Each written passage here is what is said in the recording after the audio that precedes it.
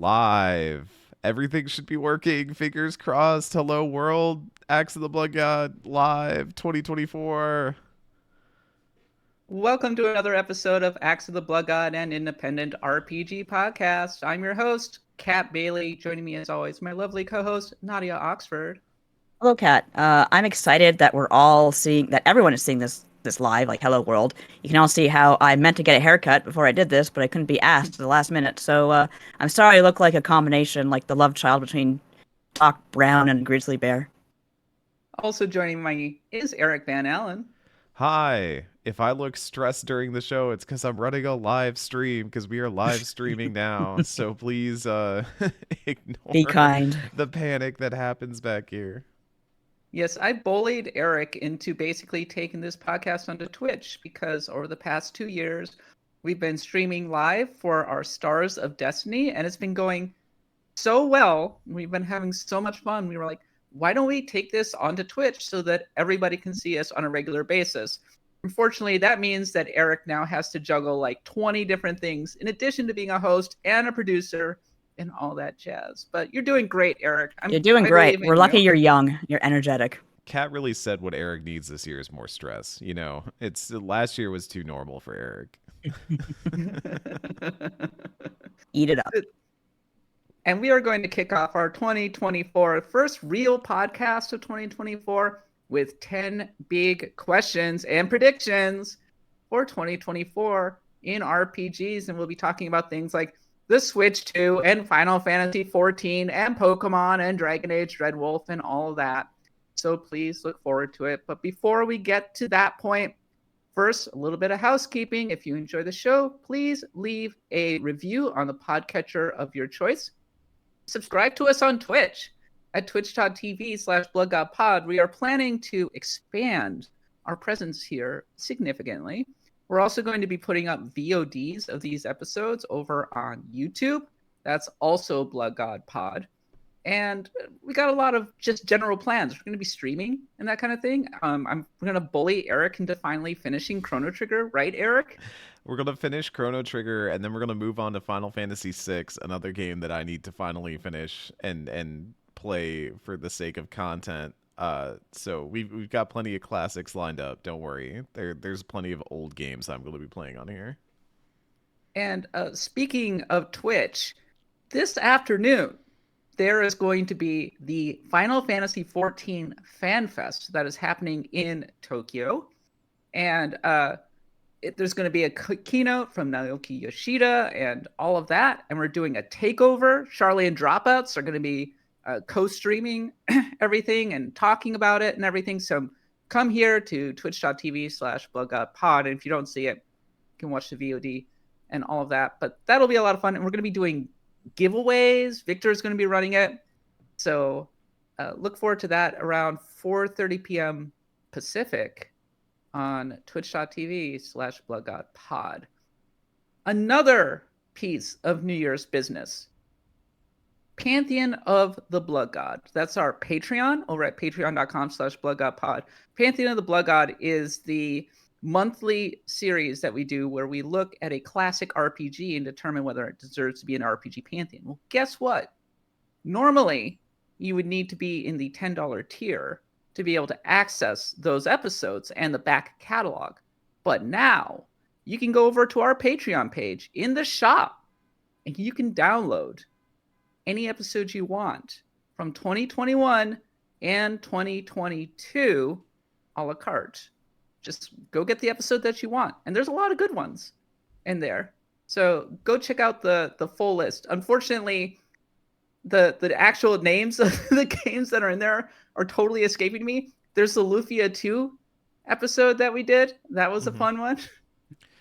Which one was the Shadow Madness one? That was Lunar. Shadow Madness. Oh my gosh. Wasn't that a 2023? I think that was the Lunar one where we got Shadow Madness. In which case that is definitely one to go back and listen to. Honestly, any Agnello Pantheon is usually just a beautiful train wreck.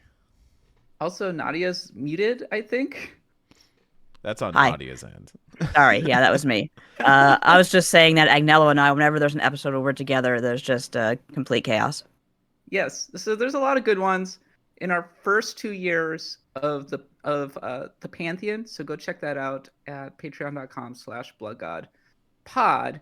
And finally, if you're joining us for the first time on Twitch, we do have a merch store, shop.bloodgodpod.com, where you can get cool merch like this cool mug, and Ooh, this I like that. cool shirt that I'm wearing, and that cool hoodie that Eric is wearing. Lots of merch. Go check it out. Okay, that's it for all of our housekeeping. Now it's time to get into the main segment, 10 big questions that we have for 2024. And I guess we'll start with the big one. Will the Nintendo Switch 2 be out in 2024? And what do we think the price point is going to be? Nadia. Oh, that's a good one. We are certainly getting an announcement this year, but whether or not it comes out, if it does come out, we're looking at the end of the year, probably the holiday time. As for a price, gosh, what was the Switch at launch again? The Switch was like 350, I think. I could see 400. Yeah. That's my best guess. That's US. Ooh, that's gonna sting when it comes to Canada. Serican Toto was predicting $400 and it was going to be out in 2024. A lot of rumors circulating around. Jason Schreier, I believe, predicted a second screen capability. It's sort of hard to imagine that. Eric was joking about a clamshell, but don't put it past Nintendo. I'm not joking. I want clamshells.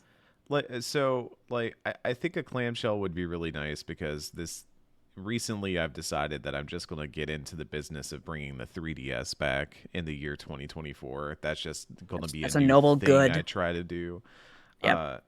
Mostly because I've been playing Radiant Historia, and that's a wonderful game. But yeah, it's I forgot just how much I liked the 3DS as a device, both for the clamshell, it fits really nice in your pocket, but also the general like apps and stuff that it has. It has the camera stuff, it has the social things like street passing, and I think more than anything I kind of want to see that in a Switch successor, see more of Nintendo's weird kind of pseudo social app stuff, because the Switch is honestly pretty bare bones in that regard. It doesn't have a ton there. It doesn't even have themes.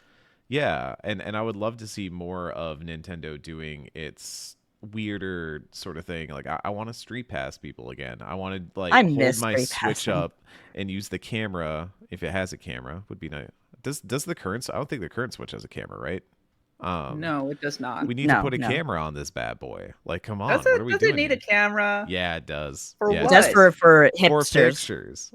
Why? Put a camera on the Joy-Con. Smartphone. No, put a camera on the Joy-Con. I mean, it has like a sensor on it, right? The Joy-Cons. I don't think it's going to have Joy-Cons. Oh. I think Nintendo's done with that business. No, I think there will be Joy-Cons. It would be a little sad though, right? Because if they take the Joy-Cons away, then that removes a key part of Nintendo's legacy, which is motion controls.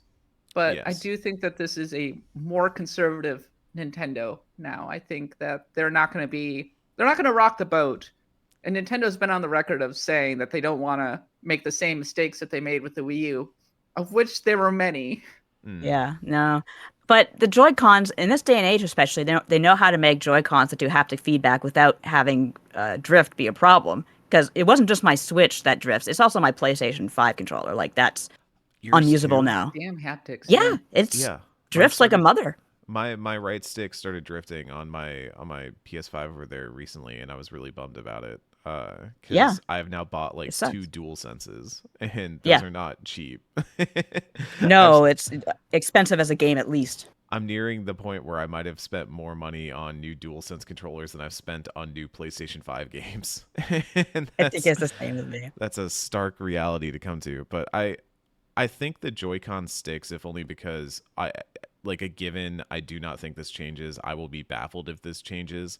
Switch 2 will still be a like dock or carry it portable console. It has to be. Like I cannot see that changing. And I think if you're doing that, then having the Joy-Cons as a way to kind of dock and then play on the couch is really important, because otherwise you have to start thinking about, well, do they pack in a controller otherwise, like a separate controller? Yeah. They still want that probably ability to play it wirelessly, because nobody does a corded controller anymore. I think the Joy-Cons stick, but maybe in a way that is they've got better Joy-Cons now. Certainly, they have to be aware of the fact that the Joy-Cons were a problem, a capital P problem. Because we're streaming on Twitch, we're having more faces that we don't normally see over on the Discord. Hi. Welcome to all of you. One of them is the Experience Share of Alameda. Let's go. My retro store. Go Awesome. check them out. They're awesome. And they said that they really hope that the Joy-Cons are greatly improved. I agree. There are folks in the chat who are saying that they've gone through 3 or 4 DualSense controllers. No lie. That's wild. Try playing Baldur's Gate 3 with a drifting controller. It's not a lot of fun. No, I don't imagine it is. I haven't experienced drift on my PS5, but also I played my my PS5 for all of 25 hours last year, so I haven't been going as hard with it as my other platforms. So. When your controller drifts in Baldur's Gate 3, does that mean like it lands on a 20 and then it kind of like drifts over and lands on a 1? If only. No, what was happening was like you're trying to select something. Like, oh, you're trying to select, I don't know, your character, and your controller says nope and just starts taking a trip somewhere. So you select the wrong thing and fuck everything up. Oh, I shouldn't swear. Sorry. This is live. There are children in the room, I think. Well, next question. Oh, and we all think that this is coming out in 2024, right? I think so. Maybe very early 2025, but I think 2024 is the most likely scenario. Okay, question 2. If the Switch is out in 2024, will it have an RPG as a launch title? That's a good question. And what would it be? I mean, are we saying it would be, just to clarify for the rules, would it be does it have to be a brand new RPG, or can it be a port of another RPG? That's what I wanted to know. Can it be it's just an RPG? Okay. Any I RPG. think, will there be an RPG in the launch lineup? I think if not in the launch lineup, then in the early launch year, I think that they're going to make an unfucked version of Pokemon Scarlet and Moon and add to it and say, here, everyone, here's a new Pokemon. And what's so funny? It's true. No, I'm just picturing Pokemon Scarlet and Violet unfucked. Alright, Game Freak, you owe me money. That's a class idea. One of the folks in the chat was suggesting a Baldur's Gate 3 with a Switch-specific character, Mario. Oh my god. Mario with the dark path or whatever it's called. That'd be great. Could you imagine the Dark Urge Mario? Dark Urge. Dark Urge. Mario waking up covered in blood. Mario, the Pokemon don't like this. What did I do? Oh, no. What? Luigi. Luigi, Mario, no. you shamed Nana's name. Oh. Lae'zel's walking over like, why is Luigi over there and over there?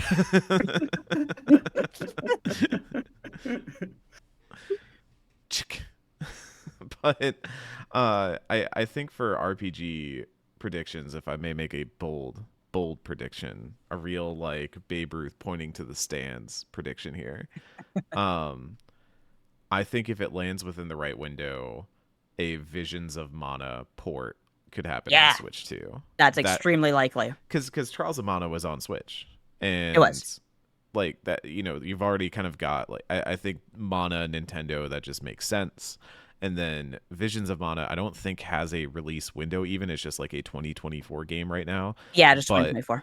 That seems like a pretty natural game. I mean, you're gonna have stuff like a Nihon Falcom. Like I would hope that a Switch is like backwards compatible so that it can play some of the stuff like, you know, that it could play this year, like East 10 and things like that. But yeah, East 10 are probably on there. I really do think that a Visions of Mana on Switch 2 would just be fantastic and be a really good, like, one of those launch window. I know Octopath Traveler was 2018, I think. Like, it was not launch window, but it was like within the start of Switch for me. And something like that, having an RPG that people can really latch onto on the Switch, makes a lot of sense. Yeah. My Hail Mary pick is Mario plus Rabbids on Switch 2. I think that will be ported over because Ubisoft has to make money on that game somehow. It's such a good game. It's so good. I wanted to play it. I just didn't have time. But it's anything that's Valkyria Chronicles, I'm good. That's good stuff right there. Yeah. Like Sparks of Hope. didn't even make my cut for. Well, it might have made my cut for game of the year list. I need to go back and check, but it was a game that I think I've thought about more frequently than other games from the year it came out, and it was a really really strong update to Kingdom Battle, and I do think that crossover works particularly well and gives Nintendo a game that's like, here's something that older audiences might enjoy, but it's still like family friendly. It's still fun. I think people see the rabbits and they're like, oh, they're like minions. Ugh. But the rabbits are actually pretty funny. I am now a rabbits defender. I hate this about myself, but it's true. Eric, do you remember the meme where somebody would be like getting smarter and smarter until they were a god? Yeah. So the Blood God version of this meme is somebody saying Xenoblade Chronicles X remake for Switch 2, but then the god tier is Xenosaga remake for Switch 2. That'd be something else. We need to remaster Jesus Christ and Mary Magdalene for the Switch too. I would like a new RPG like Octopath Traveler because I new think that we Octopath, spend so much time going in circles talking about old games. Octopath Traveler was a great surprise. I think that it was yeah. in one of the early reels for the Nintendo Switch way back in 2016 or 2017. And it ended up being just a nice new RPG for the generation, even though it was a throwback. So I would like something like that. I do think that we're going to get another Fire Emblem this year. And I think it's going to be a remake. I think that's a given. I do think it was mentioned in chat that the genealogy of the Holy War would be just a fantastic get. It would be the right thing, a good remake. Path of Radiance is also one that I think a lot of people want to see remade at some point. It's still, I would have said it feels too soon, but we're getting a P3 Reload remake this year, and that's even sooner. So like, or it's like roughly the same window. And it's on Switch, right? No, P3 Reload is not coming to Switch. I looked this up the other day, actually. I also thought it was coming to Switch, but no, it's launching on PC, so I can play it on my Steam Deck. Exactly. Yeah, which I will be doing. That's on my list. That's my early bucket list game. Minovsky hits it with the Twitch chat, shocking everyone. Fantasian console exclusive release on Switch. Oh my god, that would be amazing. That poor game. It deserves so much better. Next question, question 3. Will there be a major acquisition, and who will it be? Eric. Let me consider. Who do I think is in a place that they'll get bought? I have an answer for you. You go first. I'm thinking because I have a few ideas. I think that Ubisoft will be acquired in 2024 because I think Ubisoft has been a little bit of a disaster class over the past year or so. Yeah. They are sort of desperate to be acquired, I think. And that's a big company. They're not doing great at this moment in time, and they have a lot of valuable franchises that would make them frankly a very good get for a competent publisher. So I could see Ubisoft. Also, EA is definitely positioning itself to spin off its games, its classical game side, like Respawn and BioWare and games like that. So I could definitely see a situation in which they get gobbled up. In his predictions for 2024, Jason Schreier expected consolidation to continue. And I can see that. The question is, who will be doing the consolidating? Because Xbox, they might have, I think they want to keep growing, but they might have a little fatigue after the Activision Blizzard. And Sony seems to be they're sort of at a crossroads at the moment. They're going through a leadership change. There's a lot of questions about their pursuit of games as a service. So, who's going to be aggressive? Embracer is a disaster, just a mega disaster at the moment. So I don't actually know who would be doing the acquiring. Oh, Embracer, like, I was going to say one of the easy answers here would be that Embracer starts to fire sale a bunch of its studios, because I feel like that's already just a given to some degree that it will happen. Because we're already seeing huge layoffs and there's a lot of big properties caught up in that, and I will not be surprised to just see like the Embracer yard sale happen this year. That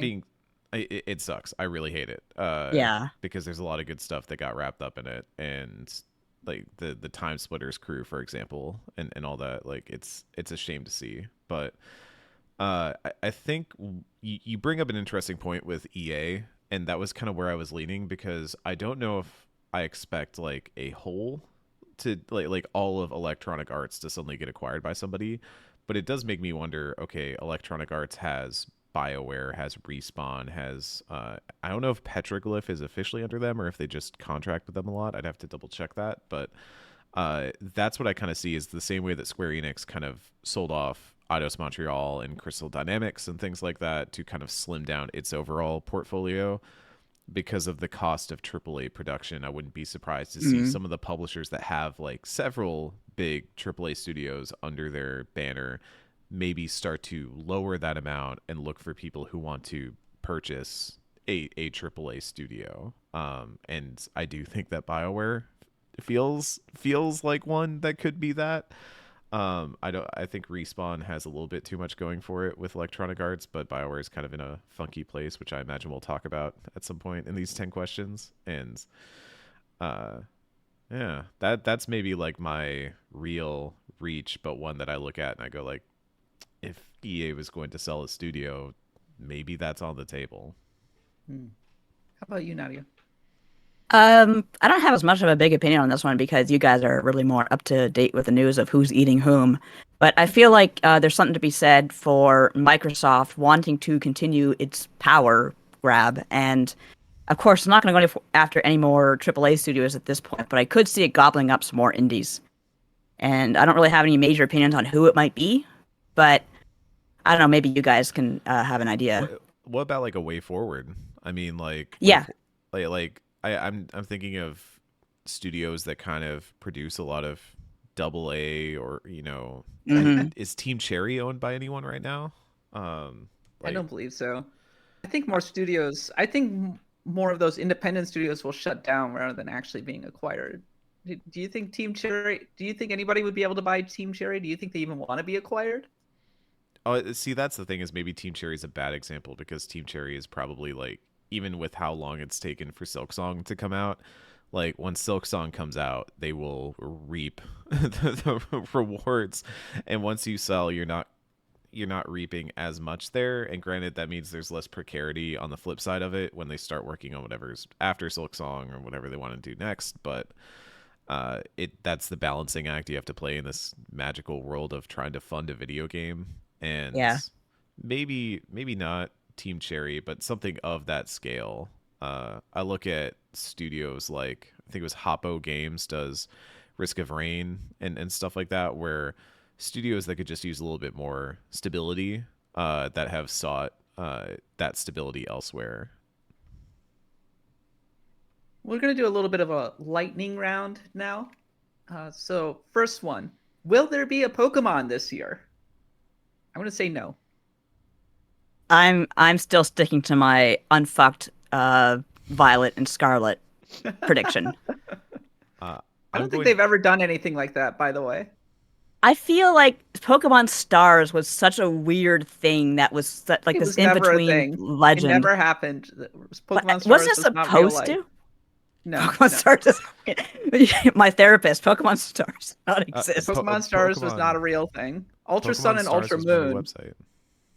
Ultra Sun and Ultra Moon on the 3DS. And traditionally, Pokemon Company has stuck to older platforms, so I would expect them to stick with the Switch rather than go into the Switch 2.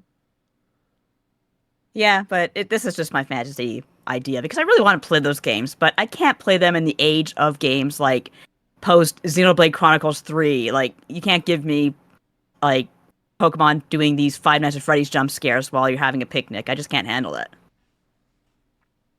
Kalana Hound wants to know if a Legends game would be possible.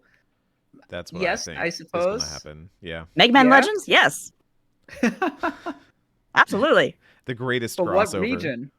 What region? Johto. I mean, I would rather that than a black and white remake. I'll say that much. You don't want a black and white remake? Not really. I'm over it. Not unless. Okay, first of all, if they do a black and white remake, I sure hope they don't make it as put it in Unity like they did with the Brilliant Diamond and Shining Pearl.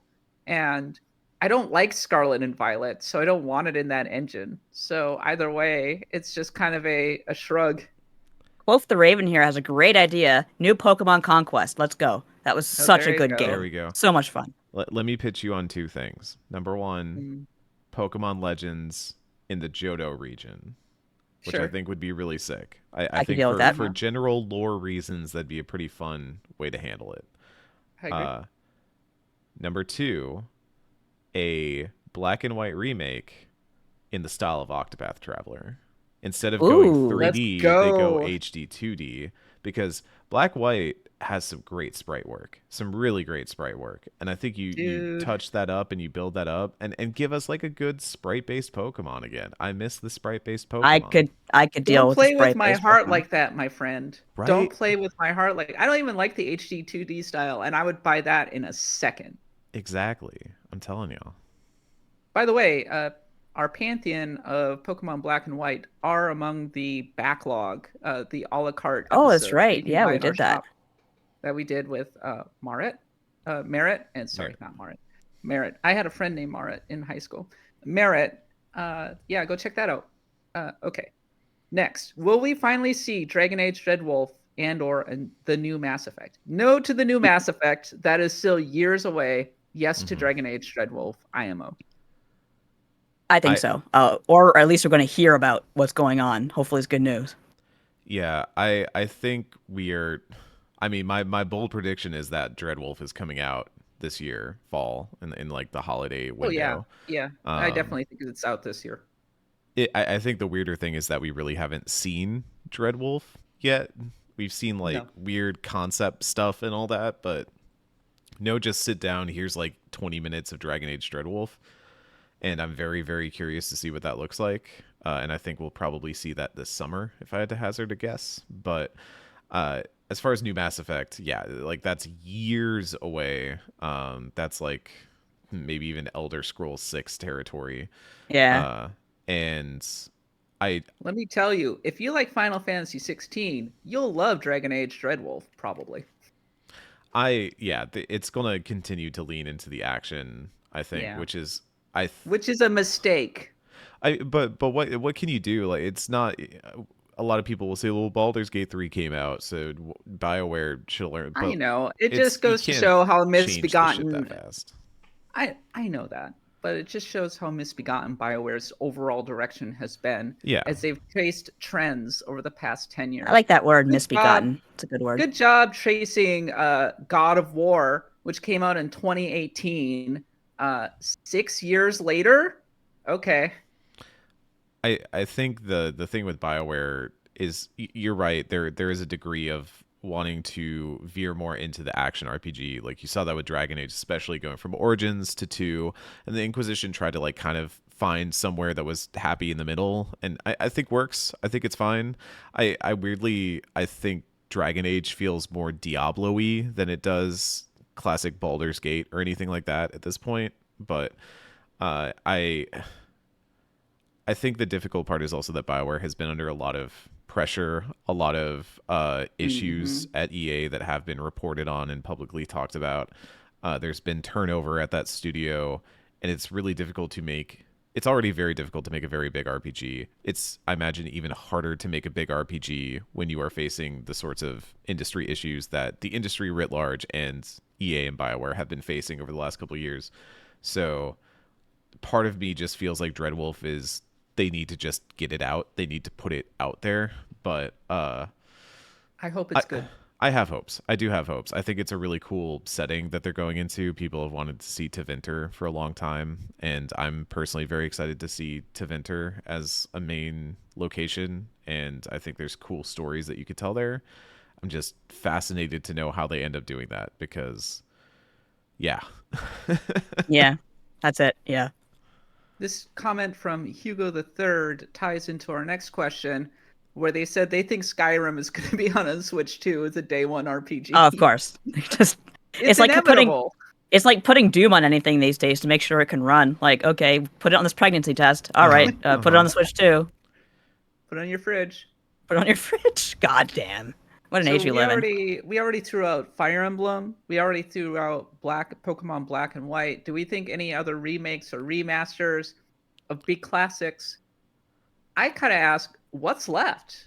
What are the big RPG classics that need to be remastered because they're too hard to get? DQ3. We could really. DQ3 is still on the way, and Suikoden. I was gonna say, those yeah. two are in the hopper Well, yes, for sure. we're getting those. We're Yes. getting those, but any unannounced? That's the question. We have a lot of Skies of Arcadia in the Yeah. chat. I would Skies love of to see a Skies of Arcadia. Arcadia. Xenogears, yeah, that's a good one too. Experience share. I like you. I respect you. I'm gonna say this after having played so much Chrono Trigger on stream here. I don't think they need to remake Chrono Trigger. I think original Chrono Trigger is real good. I'm worried what they would do to it if they tried to. I think it stands the test. I just want to see it on the Switch too. Don't Trials of Mana it. Trials of Mana is a good game though. The 3D version, it's different, but it's good. But I want to. Don't do that to Chrono Trigger. Chrono Trigger needs to be accessible, and it's not. If you make it accessible, just put it on the Switch. Put it on Chrono the Switch. Trigger is on PC. It's on PC. PC. I'm not playing on PC. I want it on Switch. Okay. Experience share says, I agree. It stands the test of time. I just expect they will remake it. That's fair. If you're like, okay, yeah. they will see the dollar signs in their eyes. That's fair. Totally fair. Yeah. Cha-ching, baby. They've been remarkably restrained over the years in actually trying to ruin this game.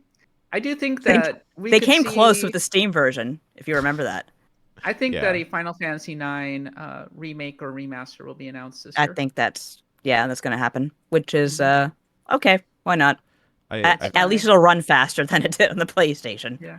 I feel the same way about a Tactics remaster. I mean, we're just talking about NVIDIA leak stuff at this point, but I feel like Square has been teed up for a Tactics remaster for a while. Tactics Ogre Reborn was pretty good. I liked it, so I would like to see Tactics get the nice treatment. I like Minovsky, the cut of Minovsky's jib when they say they want an Infinite Space remake. I would play the heck out of that. All right, next one. This is a Final Fantasy 14 related question. We're getting a new expansion this year. I think it's called Dawn Trail. I keep thinking Dawn Trail. It's Dawn Trail. I keep saying Dawn Shredder too, and it is on purpose because there is a achievement you can get as Dawn Shredder. So the question is, how much more room is there for this game to grow? Because Endwalker was a huge kind of watershed moment for the series. A huge number of WoW fans came over to Final Fantasy XIV. A lot of the big streamers went over to FF14. There were so many people that Square actually had to take the game off their store to keep the servers alive. Will Dawn Trail be another Endwalker moment, or is it going to be a little more status quo? No, Eric is shaking his head. Yeah, no. So Endwalker was the big cap off to what I would say is at least a 2 expansion plot arc, if not a however many 5 expansion plot arc. Yeah. Because it was a big cap to a lot of things they had built up through Shadowbringers, and then also tied into retroactively a lot of things that happened in Heavensward and Stormblood and Realm Reborn, and just kind of brought a big arc to the ends. It was the Twin Peaks moment, and now we're getting Twin Peaks: The Return, or we had Chainsaw Man Part 1, and now we have Chainsaw Man Part 2, and that means that we have, to use a car analogy, shifted back to the first gear. And we came to a full and complete stop, and now the light is green, and we're going to have to start shifting gears up again. And that means that I think Dawn Trail is going to be pretty tame. I don't think it's going to, it was weird. I was talking with a friend of the show, Jesse Vitelli, about this recently. I don't think Dawn Trail is going to be bad. I do think Dawn Trail is going to be less, whatever you want to call it, cinematic. It's going to be less. It's not going to be on the scale that Endwalker was, because it has to downshift. It has to move back and kind of recess, because where the world was left at the end of Endwalker, there's still a lot of potentials. There's literally a part in Endwalker, not saying details, but a character turns to the camera and is like, there's still much of this world you've yet to see, and starts listing off things that are like, oh, here's all our it's like in Final Fantasy 16 subscribe now. Yeah, it's like in Final Fantasy 16 when they were like, and Leviathan the Lost, who mysteriously does not appear in this video game. And it's like, okay, that's the DLC.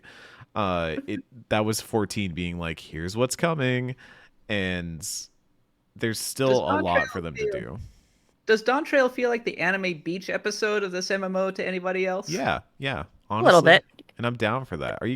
The thing that 14 fans want is the anime beach episode. We thrive on the anime beach episode. I think that just the nature of Dawn Trail's release as well is like, don't forget, Endwalker came out during the pandemic. Everyone was out of their mind to begin with. And also, WoW was just like, hey, everyone, we suck. We're dismantling everything that's great about this game. And people said, okay, well, screw you. I've got FF14. So, yeah, I just, you can sense in the trailers and whatnot. And they're making it quite clear, like, hey, this is not going to be this is probably not going to be an emotionally devastating journey, which Shadowbringers was, which Endwalker was. So they got to set it back, as Eric said, and say, okay, we're starting from zero. But here's what makes it interesting to me. Of course, this is being recorded the day before, like the day of the last trailer's reveal. But for now, right now, this second, we have no idea what this trailer, this expansion is all about. We don't know who the bad guy is, other than okay, we're playing King Solomon to these lizard guys. So after that, who knows? And the thing is, like, if you go back to our predictions episode for Endwalker, Victor, who is the king of Final Fantasy XIV lore, made all these predictions, which made a ton of sense. None of them, absolutely none of them came true. So this team can really surprise you. You know, it's like Homer with the shirt. He can still surprise you. Nadia, I hate to say, but we might be the bad guys this time around because we Are we are the baddies? we the Warriors of Light are interfering in a foreign election. See, I This dispute next that, we're all and I will colonials. dispute that because we were asked to be there. I'm sorry. There comes a point where you have Okay, to say, Nadia. like, I'm sorry. Is it like No, I don't it's understand okay. why this is It's They okay. One invited of the us in. parties asked us to interfere in the election. okay? Well, I don't know how you're supposed to have a game otherwise. I don't understand. No, Anyway, I'm, we I'm will making see. a joke about I mean, how Final Fantasy yeah. 14 2 is credit. Don't forget, like, I thought they did a great job with Thavnir, which is a South Asian. I don't think they're going to be insensitive, put it that way. I don't. I think God, it'll I be hope fine. they won't be. I don't want to. No, we got enough to go. We got enough going on in terms of like stuff that gets noisy. But I'm just saying, like, it's probably going to be okay. All right, some bigger questions for y'all. How will this year stack up to 2023? I don't think it will be, but I hope that it's a lot from a game release standpoint. I don't think it can possibly hope to match 2023. From a vibe standpoint, God, I hope that 2024 is a lot more positive than 2023. I don't think it will be. I think it's going to be just as bad or worse, actually. I think it's going to be a quieter year. I hope it's a quieter year. We don't need 2023s all the time. You know that Sonic meme? I want shorter games made by like less staff being paid more. And I'm not joking. Yeah, I kind of vibe with that. Just I'm hoping, and this is a turnaround point for the industry in terms of labor. People are very, very angry about last year, and they're still angry. So I am looking forward to a lot of unionization, hoping for a lot of unionization. I hate to remind those of us in the U.S. that 2024 is a presidential election year, so we're already just really teed up for the vibes sheer are gonna be terror. great. Yeah.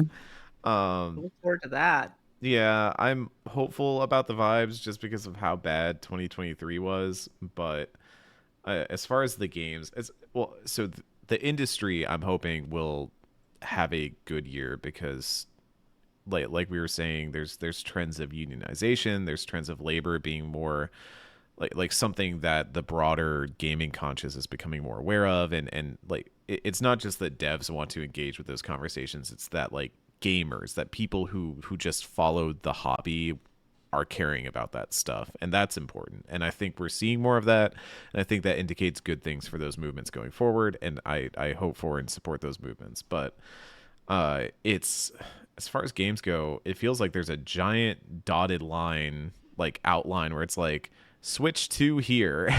And like that's kind of because we were talking about this the other day in a Discord I'm in, where it's like, we know that Q1 is just packed, and it feels like Q1 was all the games that couldn't fit into 2023 are now in Q1 2024. And then there's just a big blank gap after that. There's a giant question mark of what comes next after that. And that could be pretty big. It could be pretty exciting, but as we've pointed out, a lot of the big publishers, or at least Sony and Microsoft, do feel like they're in kind of a strange in-between place right now. Yeah. So I think Xbox is going to have a big year, actually. But I we know predict that say every year. They always year, flub but it. they're probably always- they're finally putting out Hellblade, among other things. everything's true. coming up Microsoft. Avowed could come out this year. The Outer Worlds 2 could come out this year. And I think that just from an RPG standpoint, it could actually be pretty strong because of Dragon Age Dreadwolf, if it's good. And then I have a lot of optimism about Unicorn Overlord and Unicorn Yeah. Overlord. Yeah, let's Metaphor, go. and Metaphor ReFantazio, and frankly, Final Fantasy VII Rebirth. I mean, Oh, those and are some- FF14 is coming to Xbox and this Dawn year. Trail. Mhm. So those are some killer releases right there. So I do actually have some optimism about the releases. And then, of course, the Switch 2, if Nintendo doesn't F it up. I mean, we should be getting some It's good ones 50-50 on there. that. Some good ones there, too. So I think 2024, I mean, it may be hard to match up to just how good 2023 is, but don't sleep on this year. I think it could be a big one. All Definitely right. a year for RPGs. Transitional year, maybe. Any predictions for the RPG of the year from Axe of the Blood God? It's hard to say. I'm just I'm going to say preemptively give. Metaphor. I think Metaphor is going to be it. I am preemptively giving it to Unicorn Overlord because, like, Vanillaware always just nails whatever they're trying to do. This is a really bold one. I don't think it's going to come true, but I just want to say it because I want to manifest it into the world. I want Aiden 100 Heroes to like really nail the landing. Yes. Because that has been Yes. a long time coming and is a thing that people have wanted for a very long time. Like this revival of Suikoden. And I would love to see that team just land. I agree. I think that is a longer shot than Octopath Traveler 2 was last year. It is an even longer shot for Aiden to be like the best RPG in a year with Rebirth and Metaphor and potentially Dreadwolf and potentially a bunch of other games. Even like we'll talk about soon, like a Dragon Infinite Wealth. But it's I want Aiden to be good. I hope for all the Suikoden sickos that Aiden is good. I really loved Chronicles Rising, so I'm hoping. You did love that one. I did. I think the character designs were really charming.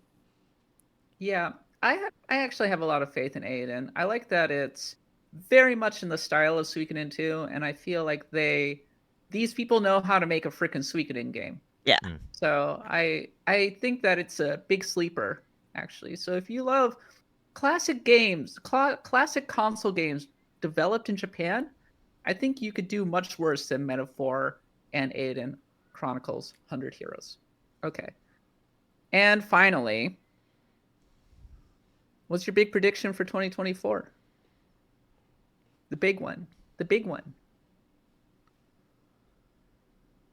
A bigger one that we have said already in this podcast. We've been making a lot of big predictions. We have been. Yeah, I feel like my black and white remake theory is one of my big I don't think it'll happen, but I really want it to happen prediction. So I would put that, or I'd just say, I feel like we know Switch 2 is coming out this year. It's like the worst. But we've been saying this every year. We've been saying this for like when I was working for US Gamer under Cab Bailey. I remember we had a conversation very early on where you and I were like, okay, we got to be on that Switch Pro beat. We got to be on that Switch 2 beat because it's happening. It's popping. It feels like we're coming up on the Switch Pro, and then we got Switch OLED, but I think the plague kind of ruined all that, though. Oh, for sure. But 2020 was going to be a big year. It kind of was in a way. It was in a good way. Theoretically, in a good way. Theoretically, yeah. I think that's maybe my big prediction is just Nintendo has a fantastic giant year equivalent to its 2017. That'd be really exciting to see. But Do you want my pessimistic prediction or my optimistic prediction? Do you want me to bring the mood down, or do you want me to bring the mood up? Let's start with a down and go with an up. All right. I think that this is going to be one of the grimmest years on record for the games industry. I think that PS5 and Xbox is going to slow down considerably. I think the layoffs are going to continue. I think we're going to get some really heart-wrenching shutdowns, both in the media and in the games industry space. And the trends that we saw from last year are going to continue and accelerate because everybody's realizing that the current industry model as it is just is not that sustainable unless you get a mega hit. And a lot of live service games, so Jason Schreier was predicting that we're going to see a lot of fallout from live service games. They're all trying to get a piece of the pie with Fortnite and such. I don't see it. I think we've hit saturation for a lot of these games, unless you're making a really good MMO, which is really hard to do. So I think that we're going to see the funding is drying up. There was a huge, huge amount of funding in 2020, 2021. That funding's drying up. People are a lot more pessimistic these days. And when the funding dries up, studios start to shut down. So I want it to be better than that. I don't want to be a pessimist, but I do think it's kind of going to be kind of grim this year. What's your good prediction? I think the Switch 2 will be awesome and a smash hit, and it's going to be the holiday sensation of 2024, and you're not going to be able to get one, so pre-order one fast. Pre-order fast is right. I predict Switch 2 with a Final Fantasy compilation for the first 2 games and the Yuffie download stuff, like as a launch title. I think that's going to be pretty big. That's just my pie in the sky theory, though. I do see, like you, Kat, a reckoning for live service games. There's just not only are there like too many. You have the Honkai Star Rail, you have Genshin Impact. What's the name of the company that does that again? Hoyoverse. Hoyoverse. You have the Hoyoverse. They've covered everything. Yeah, Zenless Zone Zero, which looks pretty sick. So they're like the water lilies of the live service games, where if you want to try to get a good, free, meaty game into you, like, good luck. At this point, I couldn't even see Squaresoft getting something in there unless they worked really hard at it. Squaresoft's cash cow right now is FF14, but that's different. That's a service that people pay for. That's a subscription. So that's on another level. But you have that. You have the Hoyoverse. You have everything on mobile, which is kind of falling apart as well. So that's definitely going to be more of a reckoning going on, and got to kind of, I don't want to say clean house, but there's going to be a lot of fallout. I regret to inform you that I did get back into Honkai Star Rail over the break.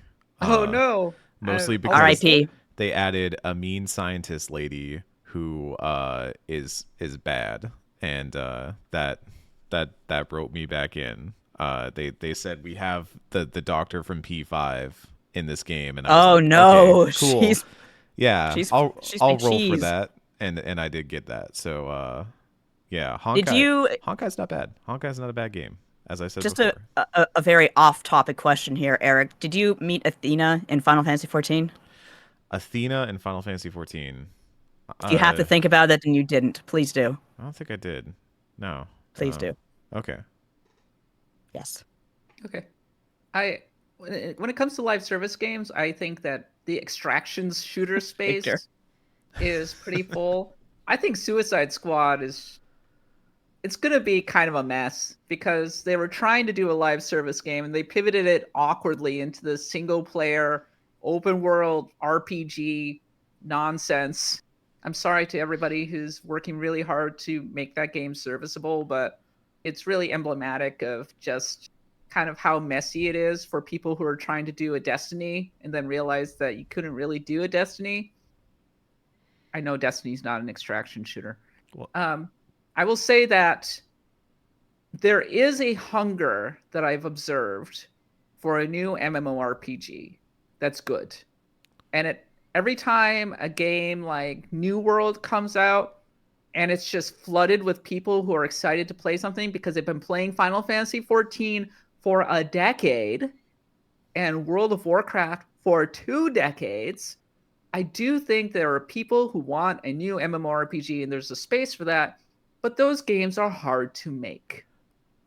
I have good news. Number one, anecdotally, some friends of the pod have been getting really into World of Warcraft Season of Discovery and will not stop telling me about how good it is. I refuse to play World of Warcraft because I think that game looks bad. It's just me. I don't think it objectively looks bad. I think for me personally, I don't like the way World of Warcraft looks. Me too. But number WoW two, 2. uh, It's happening. Blue Protocol is coming out this year, I think, right? Or it's planned to come out this year. It's kind of like in the Licensed game 2024 from talks. Amazon. Yeah, and it's also a I think it's Bandai Feels like Namco. more like a Genshin competitor, right? It's an MMO. It has like MMO trappings. It definitely looks like it's also trying to catch some of the Genshin crowd that might want a more MMO style game than a what Genshin is, which is actually a pretty solitary experience for the most part. Same with Honkai. So people who want that sort of shared world might want something more like that. But I could see Blue Protocol doing okay. I could see it picking up some folks, especially people who are like, I've wanted a Tales MMO. It kind of looks like a Tales MMO. So It has to be good. I don't have a lot of faith in Amazon. Bandai Namco's okay, but I guess we'll see. All right, that's our 10 questions for 2024. Do you have predictions? Do you have questions? Well, hey, send me an email at cat@bloodgodpod.com or follow us on twitter.com/bloodgodpod or send us a DM. We want to hear from you. All right, that's it. It's time now for a series of random encounters.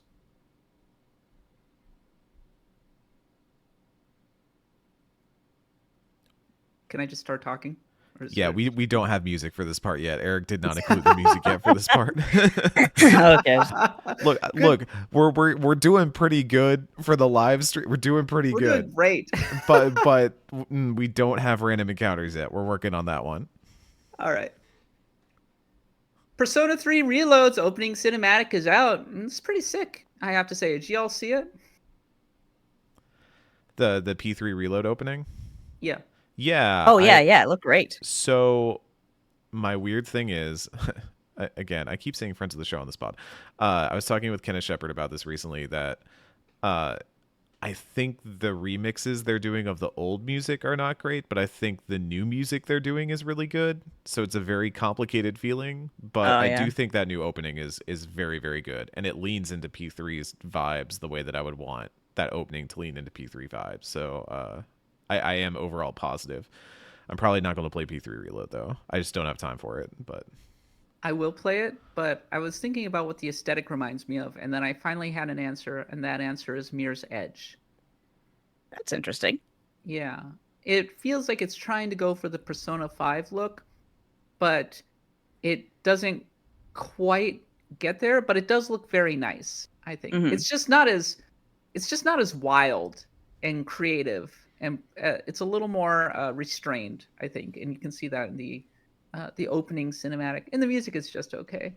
Does anybody have a favorite opening cinematic from a Persona game? I'm a big fan of Persona 3 Fez's opening cinematic. That's a really strong one. And Persona 5 is a good one too. Oh, the original release of Persona 5. Yeah, P5 original, like them skating on the highway and all that. I must have watched that video probably like 50 times at least. I love that opening. It's so good. I actually like the opening for Persona 4 Gold. That's the one where they're just kind of dancing to the music, right? One. That's just fun. I mean, I love P5s as well, but 4 is just something about the vibe is so perfect for me. Secret one is for some reason I can't remember the Persona dungeon crawler, but Maze of Life. Maze of Life is a great one. Are you talking about PQ? Persona Q? PQ. Persona Q, the original That's release. a great one. Maze of Life. Love it. Yeah. Love it. All right. That's another favorite. Legend of Grimrock is out on Switch on January 15th. That's the game that we keep trying to put into the Pantheon voting, but nobody ever votes for. It keeps getting knocked out. Sorry, Grimrock. People are like, Legend of Grimrock's really good. Baldur's Gate 3 fans keep getting banned on Xbox for streaming because of the nudity. Ooh. Yeah, I got the algorithms are getting them for that. I got the statue option. Like, hi, you want to have a statue of yourself? Like, yeah, sure I do. Do you want yourself like armor? Do you want yourself naked? Like, what do you think? Why are you asking me this? So I have this like statue of a dragonborn with his schlong out, like with his like hips his hands on his hips, like, and I have a boon now called like, wow, what features or something like that. But sometimes he moves, and it's creeping me out. Is he supposed to do that? Wait, he moves? He moves. Sometimes he moves, his poses change. I never did the statue side quest. That was what I missed in my first playthrough that I meant to pick up in my second one. Oh, it's great. You have a naked, your naked character standing in the middle of one of conversations. Just in, twitch.tv/bloodgodpod has been banned for content. No, sorry, everyone. They're changing the Twitch rules now. It's fine. It's all good. Oh, thank God. Yeah, yeah. Government.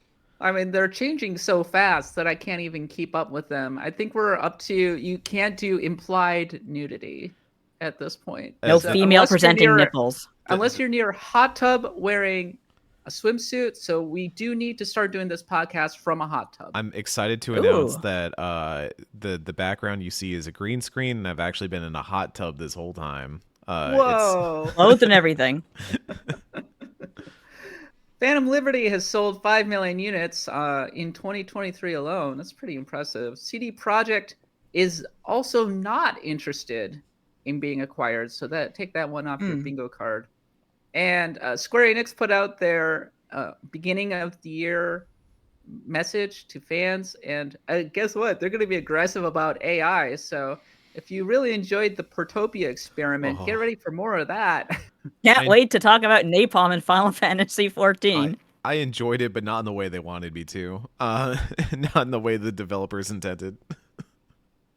And finally, Like a Dragon Infinite Wealth previews dropped over the past week. Everybody seems very positive on this one over on IGN.com, which is my day job. They called it, in many ways, Like a Dragon Infinite Wealth is a watershed moment for the franchise, quite likely a final send-off for the cancer-stricken underworld legend Kiryu in the official induction ceremony for Casca as Kiryu's successor in the series moving forward. A lot of positive buzz for this one. And Eric, you got to play it. When did Kiryu get cancer? What kind of cancer does he have? So, to my understanding is, okay, number one, hi, I played Like a Dragon Infinite Wealth. I played it in October. I have had to keep this quiet for months now. That's been a while. In October? Yeah, it was the wild. It was wild, but I'm not gonna get too into like the background of all that. But yeah, I've had to sit on this for a while now. So the Kiryu thing was revealed in one of the reveal trailers for Like a Dragon Infinite Wealth. That was like a 10-minute story trailer or something that they did, where they just revealed that yes, Kiryu has been diagnosed with some form of cancer. And that is like a big part of the story of Like a Dragon Infinite Wealth. The sections I played, they kind of broke it up into pieces where we played 4 different slices of this game. We played kind of an early section of walking around Honolulu because this is in Hawaii, or at least like a big part of this is Hawaii. That was with Ichiban, 2 of the new characters, Tomizawa, I think his name is, and Chitose, and then Kiryu as my party. And then we did a later section that was where Kiryu was the party lead, and I had Songhee from the Geo Mijul. If you remember from Yakuza Like a Dragon, she is a party member now. She is part of the crew, which I'm sure a lot of people are very happy about, myself included. Namba was there, and Sayako was there, Sachan as well. And later on, we did some Dondoko Island stuff, which is like Animal Crossing. It's their new like big mini game, right? So like Yakuza always has a big mini game, your cabaret club and stuff like that. It's actually like Animal Crossing. You're building up an island. This is Animal Crossing. It's Animal Crossing. I cannot believe it. I promise we will go more in depth with all these. But the last thing I did is I fought the giant shark. They had a save file where we could just hop in and fight the giant shark that you've seen in the trailers. Eric Van Allen. I've never finished a Yakuza game. The furthest I've ever gone is Yakuza Like a Dragon. Mm-hmm. And I finally got bored when I had to fight the wrecking ball 3 times, and it was such a boring fight that I just bounced off it forever. As much as I loved it, I really liked a lot about that game, but the wrecking ball was a bridge too far. Eric, should this be the first Yakuza game or Like a Dragon game that I actually try to finish? Okay, here's where I feel very torn, because part of me is like, I want everyone to have the experience that I am going to have with this game, where I myself have not played every single Yakuza game, but I am at least familiar with the story, and I've played a lot of the major installments like 6, 0 and 1, and 7. It's kind of the middle games where I fell off a little bit. But at the same time, that is a lot of video game to ask anybody to play. And it's kind of like when people are like, oh, I want to play, Trails to Cold Steel or whatever. And, oh, well, you really need to play every single game that comes before it, which is like 200 hours of your life. And even though Yakuza games are shorter, I recognize that that is a big ask of anybody. So the controversial thing I'm going to say is, if you want at least a good experience with this game that feels like you have that built-in familiarity with the media, playing 7 or at least finishing 7 out is not a bad idea. That being said, I don't know. There's a charm to every single Yakuza game that, even though it builds on itself and builds its world and has cameos, I do also think that you can kind of hop in with most Yakuzas and still have a good time and then go fill the blanks elsewhere as you deem fit. Zero was the proof of that, where Zero was a prequel that was made after a bunch of Yakuza games came out and was kind of filling in an early gap in Kiryu's life and his relationship with Nishikiyama and how he met Goro and all that. And I just, I, I'm torn.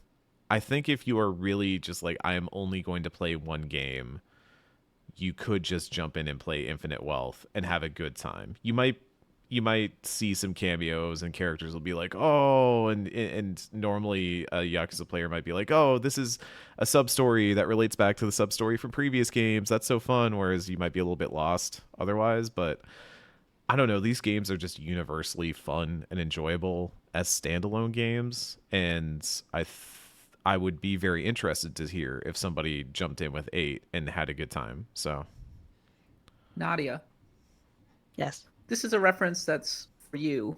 Oh boy. The first Redwall book I ever read was Matameo, Yes. which was the end of a trilogy. First And one, yeah. heavily references the events in Redwall. Yeah. And I really enjoyed it, actually. And when I went back to Redwall, it was sort of like going back to a prequel, and I enjoyed seeing how these characters got there. So it's not a huge deal for me to jump into a later edition of a game, because it can be really interesting to kind of question how a character got to the point that they got to, or if they're mentioning events that happened in previous works. It can whet your I curiosity. actually started I started with Mossflower. Same thing happened to me. But So that's also the prequel. the first Narnia book I read was The Last Battle, and it made me want to Oh my go back gosh. and read the rest. Wow. And Yes, as I a Jew, the started ending confused me hell, but I was like, oh, that's a really cool book. I like this. started the Bible with the Book Revelation, of what's that? Revelations, yeah. What the hell's Revelations? But no, I loved it, and I went back and I read The Lion, the Witch, and the Wardrobe, and it just kind of bounced everywhere after that. Is it going to be on PC? Yes. Yeah, it's on PC. And I think it's even cross-gen with the last gen of consoles still too, which is pretty impressive. If it's on PC, I will get it there, and I'll play it on my Steam Deck. That does seem like a pretty good way of playing that, because I think Yakuza Like a Dragon played pretty well on the Steam Deck. I heard people enjoyed Yeah. playing it there, so Yeah. I think the Steam Deck can easily handle a game like Yakuza. I think that it could be actually a pretty good Steam Deck game, just by the virtue of the turn-based nature of the game and doing a lot of random nonsense like going to the island and such. And it's not as I can watch the cutscenes, but not feel like I'm locked into playing this game all the time and Right. such. But I the thing is, it's coming out really soon, right? It's coming out this month? End of this month. Yeah. Okay. The question is, could I squeeze in Like a Dragon before Final Fantasy VII Rebirth, which will become a priority once it comes out for me? Oh yeah, you could probably. I imagine it seems like it's a pretty big game, but Yakuza games are always very big in the sense that they have a lot of side content versus like I don't know. It's if you wanted to just main path this, you could probably get it done before Rebirth comes out. Maybe if you wanted to get it done and reload done before Rebirth comes out, that's a different story. But Oh boy. uh, yeah, and that's not even mentioning like Grand Blue Relink and some of the other games that are kind of coming out in the interim there. So, um, but no, I there's a really lot of want stuff to to. do. I really want to finish Persona 3 Reload as well, but I sort of feel like I need to pick a game and commit to it so that I don't end up in a situation where I don't finish games. So we'll see what ends up happening. Eric, you also put down Radiant Well, Historia, so I'll hold give you on. like, I want to talk yeah, more about yeah, yeah, I want to talk more about yeah. Infinite All Wealth. We right, haven't even fine. talked about Infinite Wealth Fine. yet. I haven't talked about the game at Yeah. all. Wait, were we not talking about Infinite Wealth for like 10 minutes just now? No, we were talking about whether you should play Yakuza. um, Okay, tell me more about Infinite Wealth, Eric. yeah, so the whole idea is that Ichiban is going to Hawaii to search for his mother, which was like a big plot point from, or it was a large plot point from Yakuza Like a Dragon. The whole idea is that he goes there, Kiryu meets up with him, and we kind of end up with this dual protagonist, like split party story, where they eventually split off and kind of do their own things. Takes place after the great dissolution that happened in Yakuza Like a Dragon, where the all of the Yakuza are disbanding across Japan, and there's kind of still some. It's weird. I compared it to Fast Five in my preview because it's still a game that is about crime and is about the underworld and dudes doing crime, but also it is pivoting much harder into its characters and its kind of universe that it has created in a way that I find very interesting. You know, the Fast and the Furious crews start out as a bunch of street racers robbing cars on the highway or robbing trucks on the highway. And by like Fast Five or even Fast Six, they become okay, now we're just this crew of like espionage agents that are doing these like Mission Impossible moments. Um, but as far as the actual gameplay goes, it is still a turn-based RPG. They've made some really, really nice quality of life changes. You can now move on your turn. Remember how that was the most annoying Wow, thing in Yakuza Like a Dragon Yeah. that you the just kind of most had to annoying thing. shuffle? I, So I that I alone need is huge. the battles of Like a Dragon to go 10 to 15% faster because Yakuza Like a Dragon, it got to be a drag running into enemies on the street. I have great news for you, Kat. Oh, Not thank Mm. God. only is there a battle speed toggle, which I found in the Oh, thank settings God. menu, but there's also a system that I didn't get to check out in the demo, but they've talked about a few times where you can like auto win a battle and you'll get less XP for it, but you'll still get the same items and like stuff you would have gotten from it. So basically, if you run into a battle against someone who is significantly lower level than you just say like, "I win this, dude," and you walk away from it. And you might get like a little bit less progression from it, but if they're low level, that doesn't even really matter that much. I think that's like a happy medium. That's a happy place to find there because the actual turn-based combat is still very much Yakuza Like a Dragon combat. You're kind of picking your options. It feels very Dragon Questy in the way that it's Yeah. obviously going for Dragon Quest vibes. Uh, and the cool thing is that they're adding a bunch of new jobs. Obviously, they tie into Hawaii, so I got a surfer job for Ichiban where he had a surfboard and he was doing these crazy like wave attacks and things like that were really fun. All of the characters are still like all the enemies you fight are still these weird dudes, just weird little guys doing weird little guy things. Just weird little guys. Yeah, little freakos. I love it. It's fantastic. Hey, It's RGG consistently funny. Studio, don't gender lock the jobs this time. Let I Casca be an idol.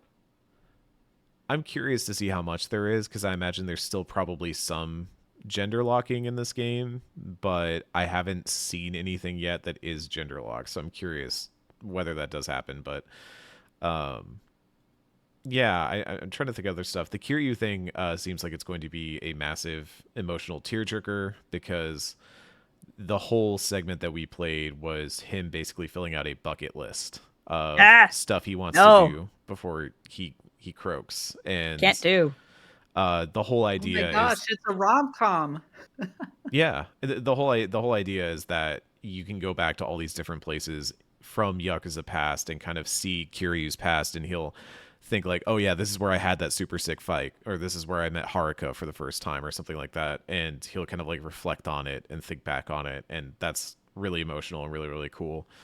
So the story seems like it's definitely going interesting places, but Dondoko Island, which is their Animal Crossing, seems like it is just going to consume everyone's lives. It is bonkers how big this mini game is. Like the Cabaret Club stuff in the past and all that has been pretty robust, and obviously it's notorious for being this thing that, oh, I went into Yakuza to play a beat 'em up and I ended up playing a management game for like 30 hours. But Mm.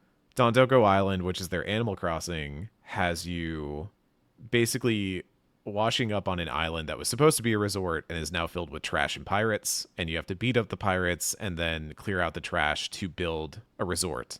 And so I spent just, if it was a long amount of time, but it felt like it went by in a flash, where I was just clearing out areas and then building things. I built a toilet. I built an outdoor toilet. I don't know why I keep building toilets You in keep games. building these weird toilets. Like, just for context, people, he was telling us in the what was it, the Pantheon, about how you built Yes. one toilet Yeah, on the top of a Dragon hill. Quest builders toilet on a hill.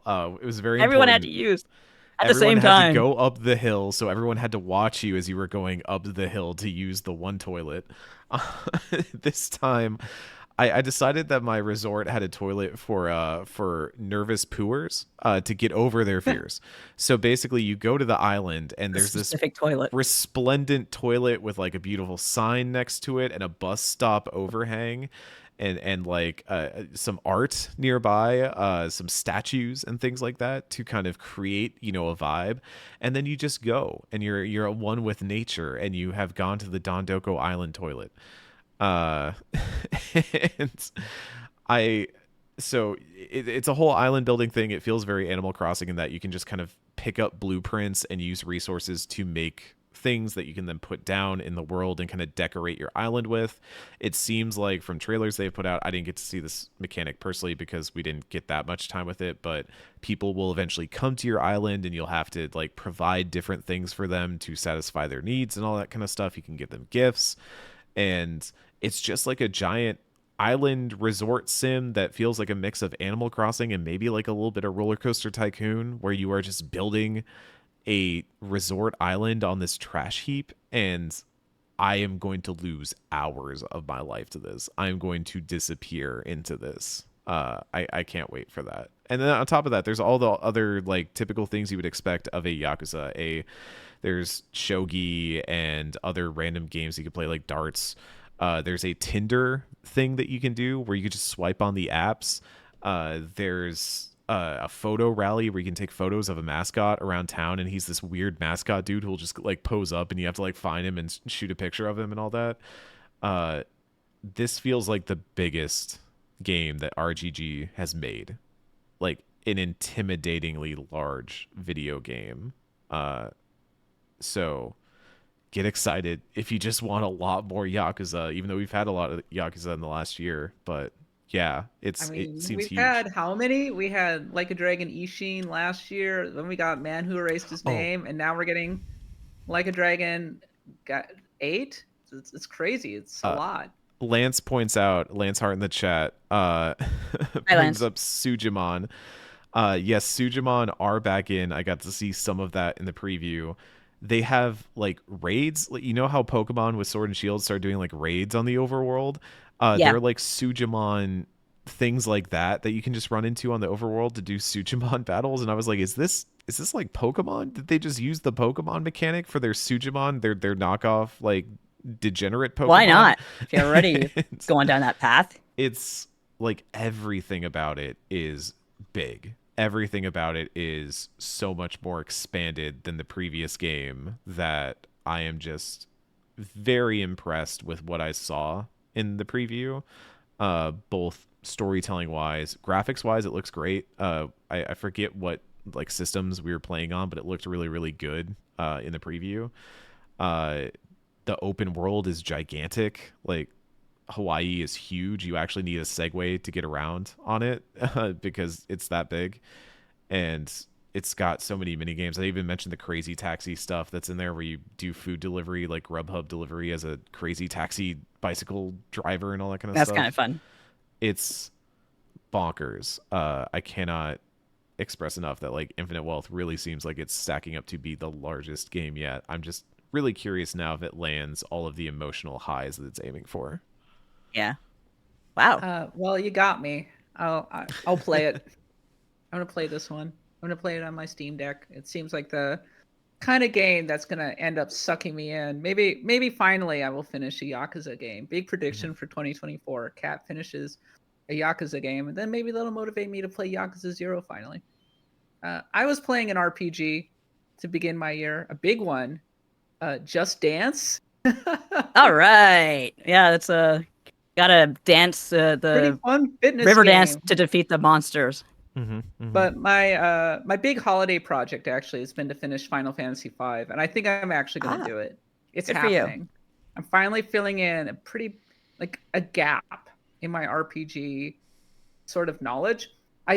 I have played Final Fantasy V in the past, but I never finished it. I always kind of ran out of gas at a certain point.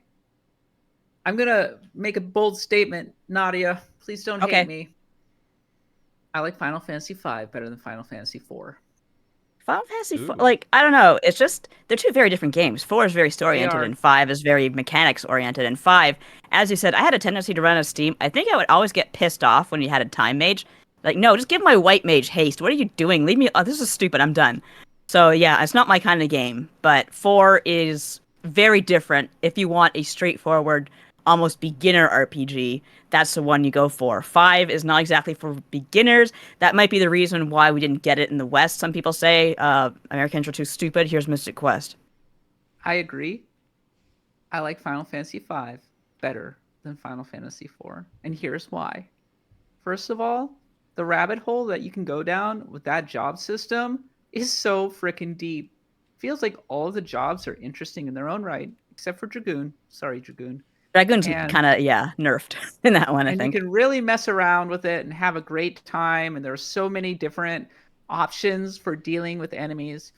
And also at the same time, the bosses are really hard and really They interesting, and are, they really yeah. make you think. And it's scratching that same itch that Bravely Second did for me. And I've been having a blast. I think the end of World 2 in Exdeath's Castle. First of all, Gilgamesh, one of the great comic villains I've ever seen in an RPG, absolutely hilarious. And what ends up happening to him is great. And then the actual fight with Exdeath, really strong. I think that entire dungeon is one of the highs I've ever had in a Final Fantasy game in general. Really strong stuff. And now I've been kind of cut loose in the merged world, and I'm having fun just going around discovering all of the game's secrets. It's a little World of Ruin vibe in Hmm. some ways, I have to say. And I like the cast a lot. 3 ladies and a dude. And we got Ferris, who's so queer. I Yeah. love Ferris so much. It's a great game. It's a real joy to play, I have I to say. think So, you can get Silda as a mount in FF14. yeah. Yeah. If Mm. you're rich, you gotta pay for it. I'm going around getting all of the summons at this moment. I'm gonna get Bahamut relatively soon. Yeah, I But love Bahamut. Like, just the journey you go on, you usually get a Bahamut summon. Like, a Bahamut summon is always a big deal in Final Fantasy. I with Final Fantasy V also, I think that it benefits hugely from Pixel Remaster. This is It just does, for sure. playing it in widescreen with the upgraded soundtrack, with all of the quality of life improvements, takes away a lot of the friction and really brings out the strengths of this game. So if you haven't For played sure. FF5, you've been turned off by it in the past, it's a good one. So I I'm gonna do it. I think I'm actually maybe 1 or 2 sittings away from finishing this one off. Oh, good So luck. Go for it. thank you. I'm gonna finally do it. I'm just trying to get all of the trying to finish as many Final Fantasies as I can, and Resolution? yeah, I think so. After this one, maybe 12. Good for you. Maybe 12's maybe good. it's 12's time. fun. Maybe I've only ever gotten halfway through 12, and then I burned out. That's usually when the game gets bad. But so Wish me luck, everybody. Maybe I can get it done before I head on to Yakuza Infinite Wealth. You can do it. Rah, rah, rah, How about Rasputin. you, Nadia? What were you playing over the holidays? First of all, people were wondering what I was looking at. I live on the 15th floor, and there's been like a mafia fight between the crows, the pigeons, and the hawks.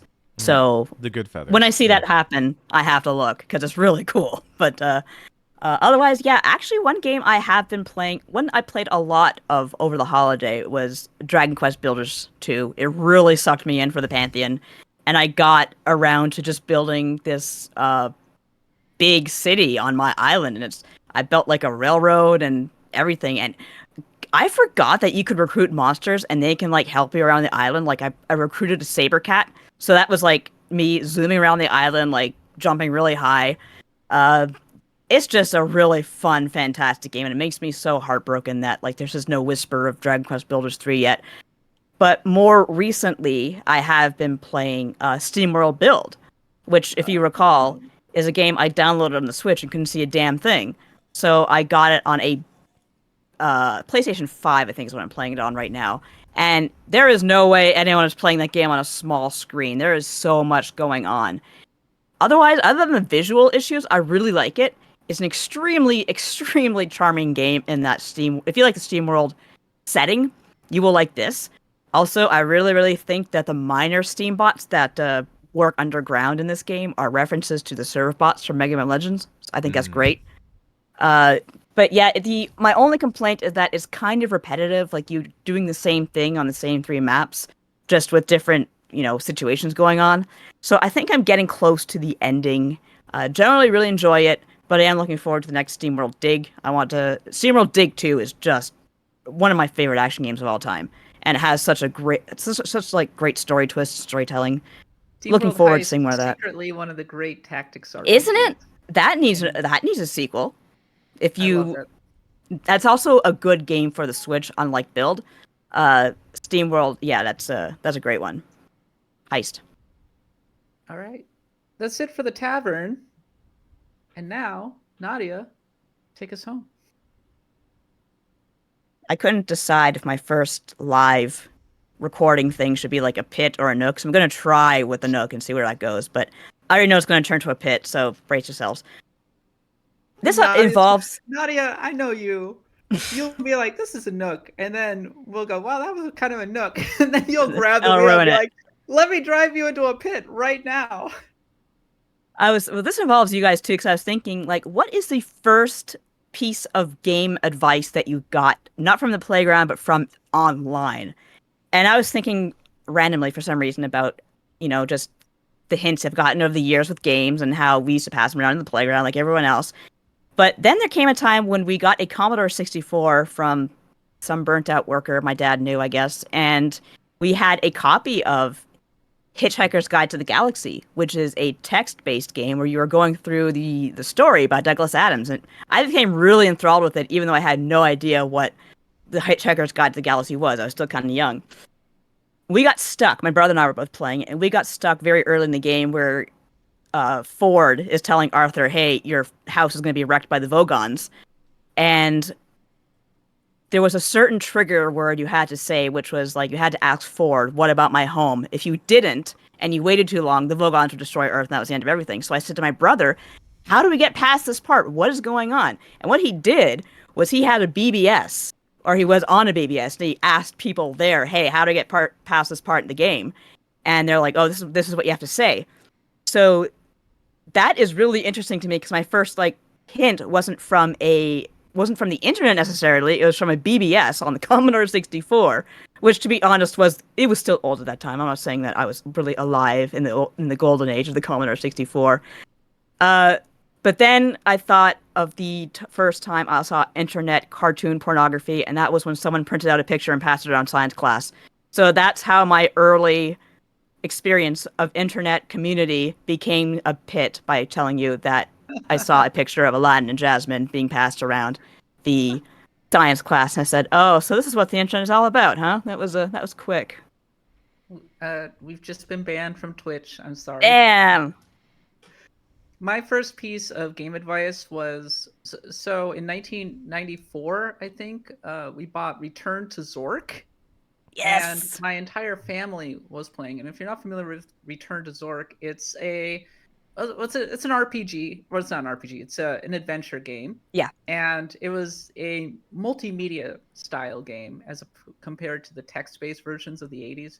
And so you had people talking at you, and that was a huge deal in the early 90s, was people talking.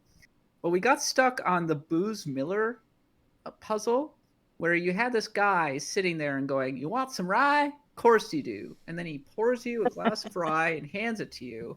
And my entire family, my mom, me, my dad, my sister was not old enough to be playing this game at that time, were stuck on this puzzle. So my solution was to murder Booze Miller. Yeah, that's the way you go. And he falls down, and if you kill somebody, it'll go, the path to victory is now blocked, and you'll have somebody show up and take all of your items. But I would just throw all of my items away so that he couldn't take them away. And then when he died, a trap door opened. So I went down and I saw a locked door. I was like, well, what do I do now? Well, it turns out what you got to do is you got to get Booze very drunk by learning various toasts and then keep pouring the rye out in the plant. And he'll eventually give you his keys, and then he'll get so drunk he'll fall over, and then you can go down and open the door. And we only found that out because I finally found a guide somewhere on the internet in like 1995 and figured it out. So that was my first big game hell moment. How about you? That's pretty cool. I imagine everyone in my generation is familiar with the tall tales and legends that you would tell about Pokemon in the chat, or in the chat. The playground was not the chat. It kind of was. What's up, chat? I say as I walk onto the playground. No, it's like the playground rumors about Pokemon, and use strength to move the truck near the SS hand to get Mew.